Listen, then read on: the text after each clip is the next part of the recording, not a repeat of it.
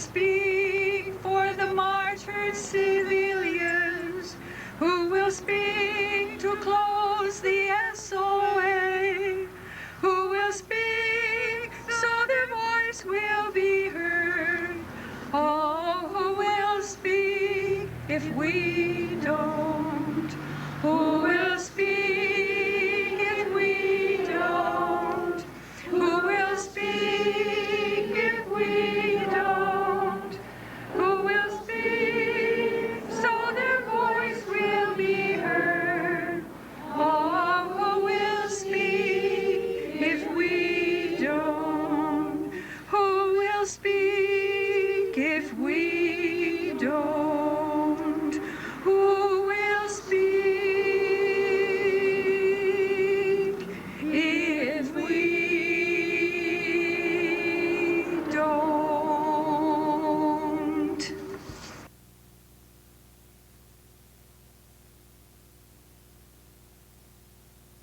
What we have here is a movement that is taking root in the country. People from all walks of life, young and old, women and men from all walks of life, all different professions and many different ages. While we gathered here at the main gate of Fort Benning, over 1,000,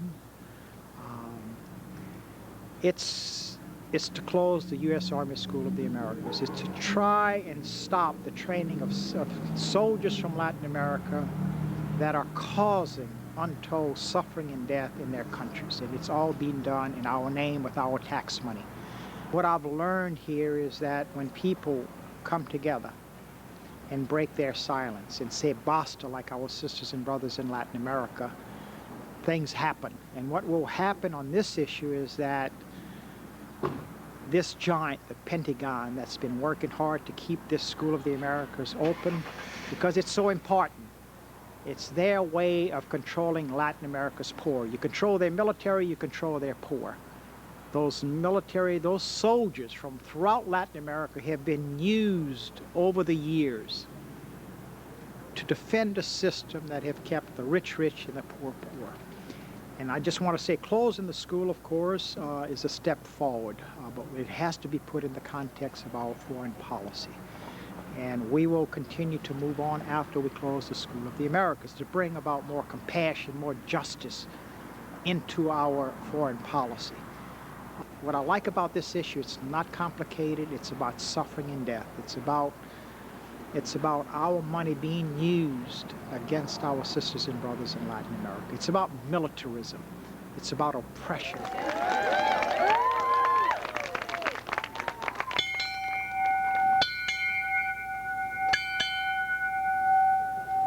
8 bells and all is not well. The Justice and Peace Street Theater presents The School of Assassins.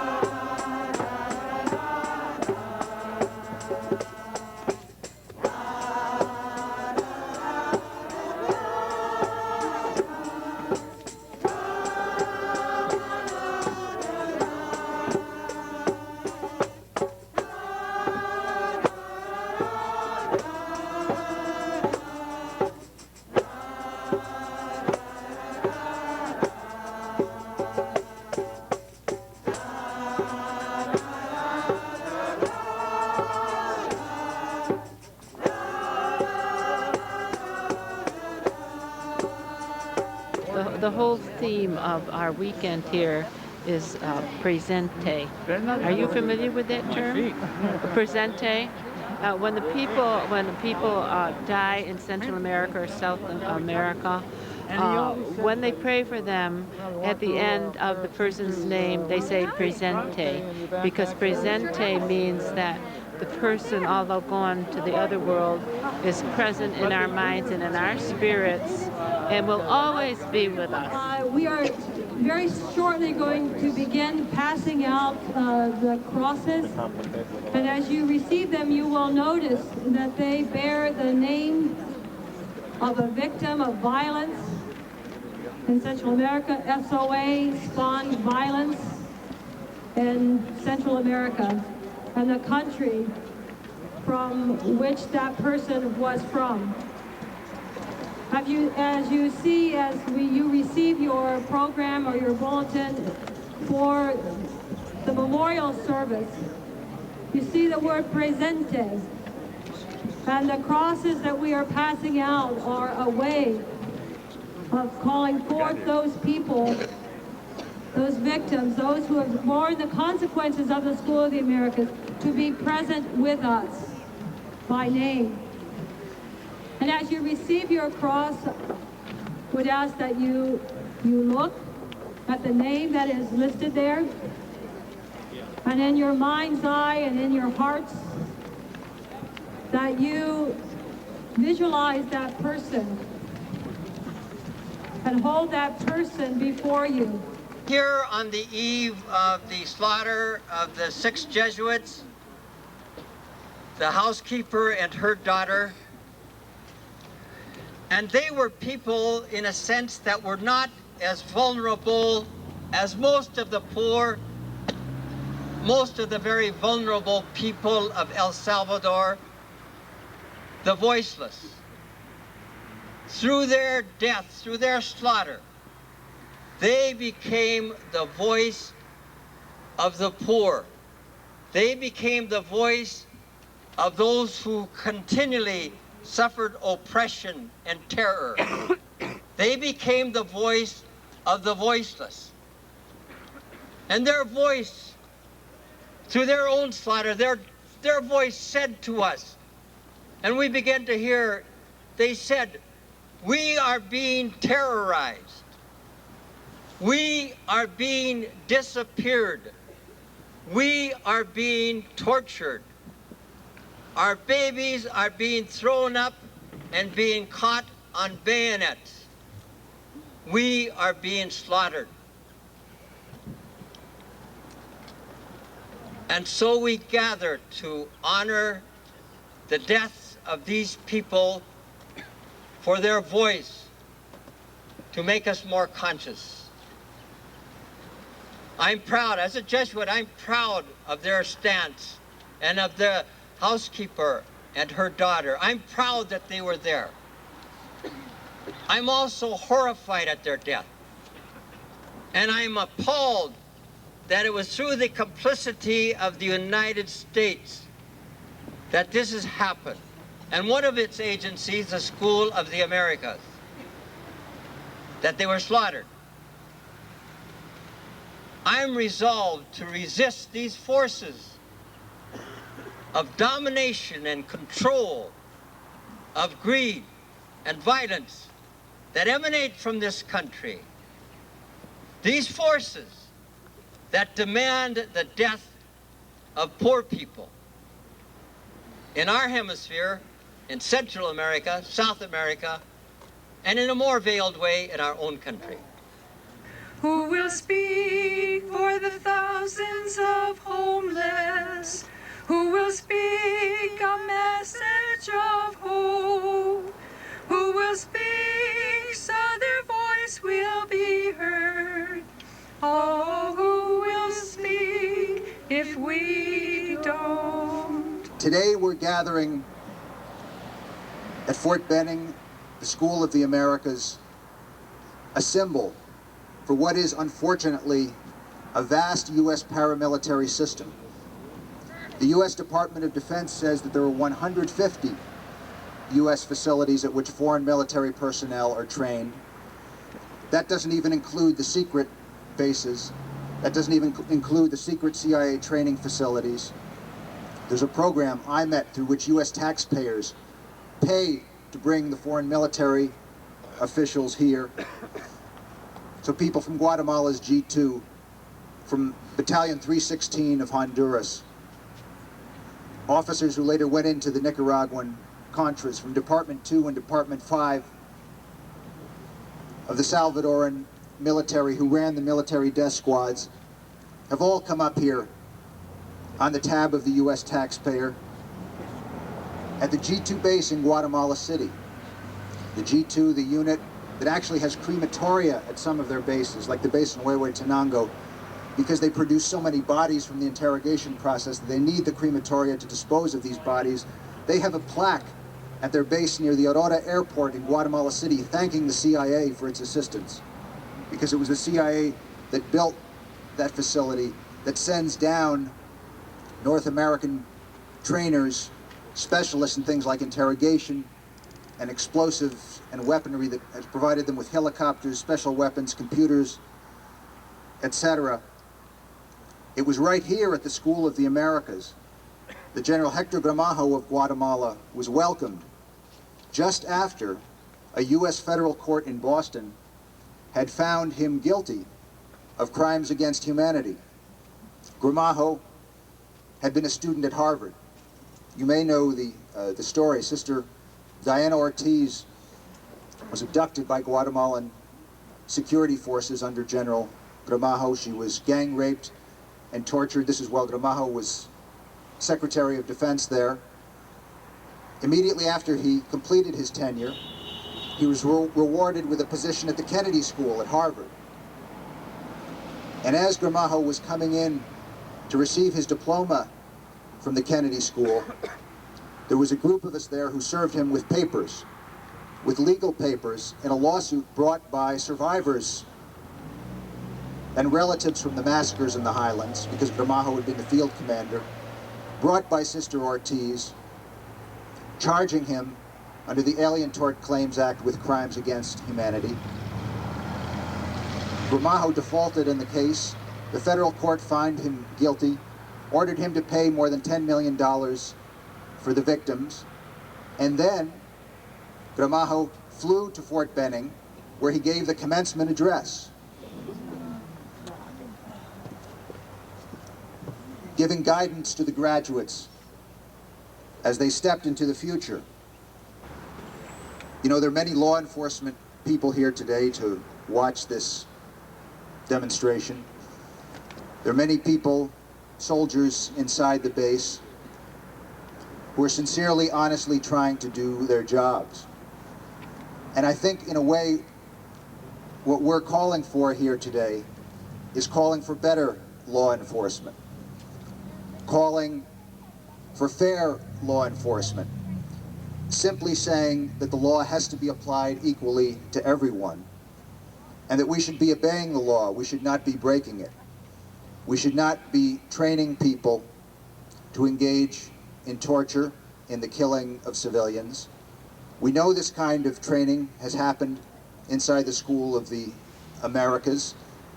You've got the manuals. There it is in black and white. They talk about neutralizing opponents. They talk about coercion in interrogation. But the responsibility, the ultimate responsibility for these crimes doesn't come from the troops on the ground, even those who are doing the training. It comes from the top, from officials like President Reagan, who met with Rios Montt, the Guatemalan dictator, as Rios Montt's forces were sweeping through the northwest Mayan highlands of Guatemala, putting the torch to villages, wiping out, by their own count, 662 rural villages. Everyone knew what was happening. The Bishops' Conference issued a pastoral letter saying, "Never in our history has it come to such grave extremes, with assassinations having reached the point of genocide." El Gráfico, the daily newspaper, published a chart of dozens of massacres and said, "We have reached the point of bestiality. How is it possible to behead a child?" They talked about a particular massacre in a hamlet known as Semejados, where they described the most unspeakable atrocities. And in the midst of this, President Reagan embraced Rios Montt and said Guatemala was getting a bum rap on human rights. It ultimately comes from the top, from people like President Clinton, who, as Aristide was in exile in Washington, working through the Defense Intelligence Agency and the CIA, established and armed and paid an outfit called the FRAP, a Haitian paramilitary group that assassinated thousands of activists of the Haitian Popular Movement, that abducted Mrs. Alert Balance, a rice seller in the Port-au-Prince market, hacked her hand off with a machete, left her for dead in a pile of garbage. But she climbed out to survive and bring suit against the FRAP and expose them to the world. As this was going on, Emmanuel Constant, the head of FRAP, was meeting weekly with John Camborian, the CIA station chief, and receiving cash payments. It comes from the top. And the good people who join the US military, hoping that they will fight for freedom, hoping that they will stand up for the underdog, their decent and honorable intentions are being twisted by officials at the top who set this policy. You're exposing a system by being here that is still alive today. We're not talking about history. You know, it's often said falsely, 120,000 people died in a civil war in Guatemala. 75,000 people died in a civil war in Salvador. That's inaccurate. There were civil wars in Guatemala and Salvador. There were guerrillas shooting at the army and vice versa, and thousands of people died in each. But more than 90% of the victims in both those countries were civilians assassinated outside of military operations, assassinated by the army of Guatemala, assassinated by the army of El Salvador. Many of the killings conducted by the alumni of the School of the Americas. And those security units, many of them, particularly the G2 in Guatemala, are still alive today, still intact, waiting for Guatemalan workers to get too feisty in their wage demands, waiting for Guatemalan peasants to become too bold as they go in and seek to occupy unused lands to try to feed their families.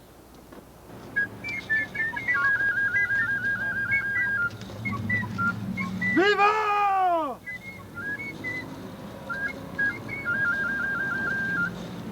Viva la Guatemala! Caramelo! Caramelo! El pueblo unido jamás será vencido. El pueblo unido jamás será vencido.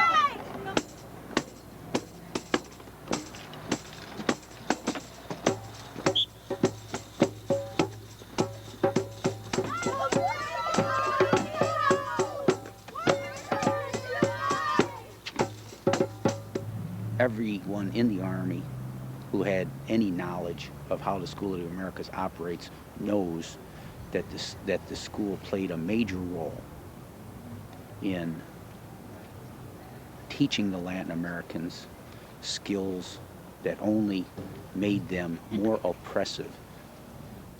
Well, we think that by us focusing not on just Central America but Latin America, all the Americas, that we've had a positive influence, and that's why there are less human rights allegations of human rights abuses in the Americas than any other region of the world. I mean, every country in Latin America today is in some sort of evolving democracy, with the exception of our closest neighbors, or not closest neighbors, but our Cuban neighbors. Every country is a democracy. I think it's safe to say that were it not for our support of those democracies in their fight against the communist insurgencies, that they would not exist today. So I think that's there. However, one thing I know about the military, whether it's the Navy, the Army, or the Marines, or the Air Force, is that you don't go to the Navy, you don't go to the military to learn democracy. In the military, the word is authority. You follow the command of the authority above you. And certainly this attempt to have the Army at Fort Benning teach democracy is ridiculous. It's against the common sense of any American citizen. The early founders of our country kept civilians and in charge of our country, and we're very careful of that. You know, the Commander-in-Chief of the Army, even or the military, is our civilian president, elected. That's democracy. But within the military itself, it's the military is the most undemocratic institution in the world, really. Right? Let's go on to Colombia. Now, Colombia is a paper democracy. The military pretty much has free rule to handle the leftist insurgents, as they call them, or the civilians who they suspect of collaborating with them. It's currently a democracy, but while it was a dictatorship, they sent 517 graduates, or 517 of their students, to the School of the Americas, and we happily trained them for the dictatorship that reigned there at that time. Let's go to the case of Ecuador. 1972, 4 months before scheduled elections, the military overthrew the government. 1972. A 3-man military junta headed by School of the Americas graduate General Guillermo Rodriguez Lara took power. Fortunately, though, fellow SOA graduate General Raul Gonzalez Alvear led a failed bloody coup against him that resulted in numerous deaths in 1975, until finally a bloodless coup was successful and the military was eventually pressured, basically dragged, kicking and screaming, into elections. Honduras. The military overthrew the Honduran government in October 1963, and the U.S. broke off diplomatic relations. Well, when you break off diplomatic relations with a country, you kind of think that you wouldn't want to train their military anymore. No. The following year, they sent 60 or 50 students to the School of the Americas, where we happily trained them for the new dictators that were running the government that we didn't have diplomatic relations with. I assure you, these are not isolated incidents. In Honduras, fully 1/3 of the students who have attended the School of the Americas from Honduras attended during military dictatorships. All of the students that we've trained from Nicaragua were trained while they were under a dictatorship. That's more than 4,000 of them. Panama, more than 2/3 of the students trained there were trained during the time of military dictatorships. The list goes on, and I won't bore you with the details and numbers. But the facts speak for themselves. The claim that SOA graduates have had anything to do with democracy except to suppress democracy and human rights in Latin America is a fallacy claimed by the School of the Americas and its graduates. And we are here today, and this is perhaps the hardest message, because we know that those who are behind Fast Track are now driving U.S. foreign policy. Right. The tactics of U.S. foreign policy have changed. The goals and the results remain the same. We are here because we know that death through torture and terror is an ugly thing. But we also know that death through international finance is an ugly thing.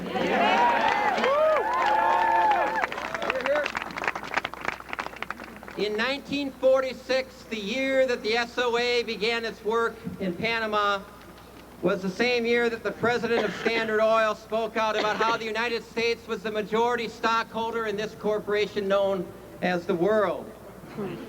In 1948, U.S. leaders talked about how with 6% of the world's population, we had half of its wealth, and we needed a foreign policy that would help us maintain that disparity. In the 1950s, we have quote after quote, and you can find them in the book School of Assassins from our leaders, that talked about how we needed a foreign policy that would use any means necessary, that would have to abandon any notion of what it meant to carry on as human beings, that we would need to subvert and destroy our enemies by means more despicable than they used against us. Put people first. It is precisely that logic that led to a policy and led to this school, and it will be shut down. No more hatred! No more hatred! Time is running out! No more hatred! Time is running out! You know corruption's in the land. Why don't the people take a stand? it isn't just about a group of protesters standing in front of Fort Benning. It's a public debate in Washington. And for 3 years, Representative Joseph Kennedy introduced amendments to the Department of Defense budget. And those amendments were always defeated. So this year, in the month of February, he introduced a bill. And the bill says, a bill to close the United States Army School of the Americas. But what's important about this bill is what it says in paragraph 2. It says, closing the school would not bar United States training of Latin American armed forces, but simply require that it take place in the normal fashion alongside United States military personnel in their regular classes, as is the case with other foreign military trainees in the United States. Now, what that means is this bill is not anti-military. What it recognizes in its findings are the atrocities that have resulted from the trainees and the graduates of the School of the Americas. And so the findings are what the bill is trying to correct. It says we've got to clean this up, and we have to do it in a new way. And I think that's all we can hope for, is just a little shift in the way the United States participates in our own foreign policy with regard to training Latin American military personnel. Now, the trouble is most newspapers set this up as a protest, a group of protesters. I don't think the 125 co-sponsors of this bill qualify as protesters. I think they qualify as people who are carefully considering what our foreign policy ought to be. Now, for the first time in history, there is also a bill in Congress in the Senate, S 980. And I think that's important because the first time ever that this is being considered by the Senate. And I think the Senate bill basically is a parallel of the House bill. It calls for regularizing the training. I think General Barry McCaffrey, who's now the drug czar, probably said it best. And about 2 years ago, he was here and gave a speech. And he said, he talked about all the good that the school has done in the hemisphere. And one of the things he said that were it not, if there was not a School of the Americas, we would truly have to invent it, and we'd have to make one. We are, at this point in time, based upon President Clinton's engagement enlargement policy, which is our national security policy now, establishing schools throughout the world that basically will do the same sort of engagement that we have done for 50-some years in the Americas. We've established a school called the Marshall Center in Europe, the Nimitz Center in the Pacific, and there's some talk about an African center as well, to provide that engagement force for U.S. military foreign policy, or U.S. military's part of security strategy. By exposing the atrocities of that program at the School of the Americas, where the graduates were exercising those methods and techniques against Indian people in the Western Hemisphere, then we're trying to educate the public. We challenge the American public to take notice, be aware of what your tax dollar finances. Because if you don't step up now to question where your tax dollar goes, you may in the near future lose your liberties as a citizen of this country. Because Indian people have already been victims of that. By delivering these petitions signed by more than 1 million people around the world, you honor the lives of those who have suffered, and you are emissaries of peace. Will you commit yourselves to be nonviolent in your spirit and action as you join this solemn funeral procession to the School of the Americas? Yes, we will. And will you continue to witness to the truth about the school in the months to come? Yes, we will. If you enter this installation, you will be in violation of Section 1382 of Title 18 of the United States Code and subject to imprisonment. We are about generating hope and defending truth and justice. Each of us are called here today to help to do that. Many are the defenders who have been authentic witnesses to the truth, those who have given their lives for the poor majority. We call upon them now to be with us as we continue the struggle of which they have been our seed. Archbishop Romero, pastor and defender of the poor, shot down for seeking peace. Jean Donovan, a Catholic lay missionary who, along with 3 other Maryknoll sisters, was raped and murdered by government soldiers in El Salvador. Cristino Anaya, 9-year-old son of Rufina and Domingo, killed in the massacre of El Mozote. Petrocino Menchu, tortured and burnt alive in front of his mother, family, and community in Huehuetenango, Guatemala. Ignacio Elacuria, Jesuit priest, murdered along with his 5 brother priests, their housekeeper and her daughter, while working among the poor in El Salvador.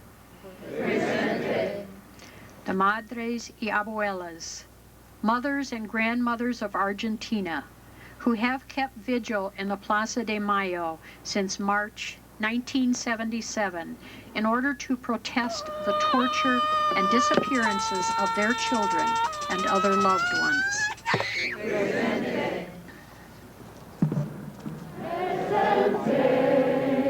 Rutilio Grande, presente. Itapor, presente. Maraclas, presente. Jean Donovan, presente. Dorothy Kaiser, presente. Ignacio Alacuria, presente.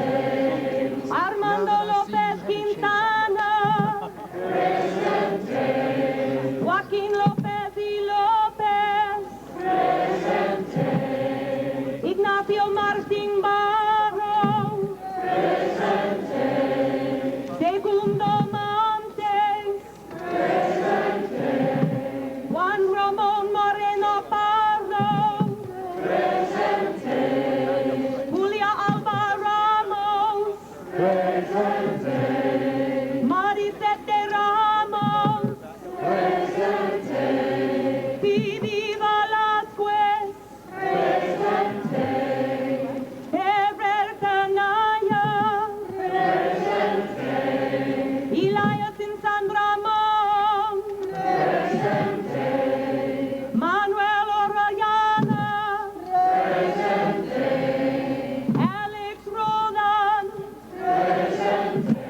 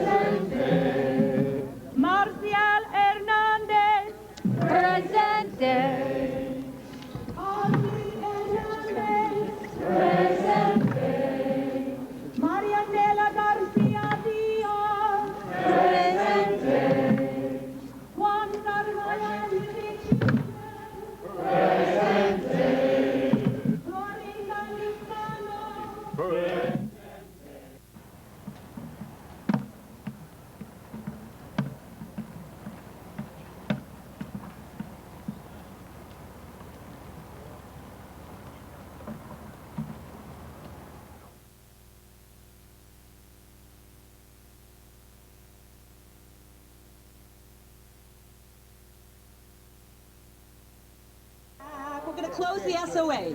Close the SOA. We're going to close the SOA. Close the SOA. Never turning back. Never turning back. Work for change together. Work for change together. Work for change together. Work for change together. Never turning back. Never turning back. Reach across our borders. Reach across our borders. Reach across our borders. Reach across our borders. Never turning back. Never turning back. Show our children courage. Show our children courage. Show our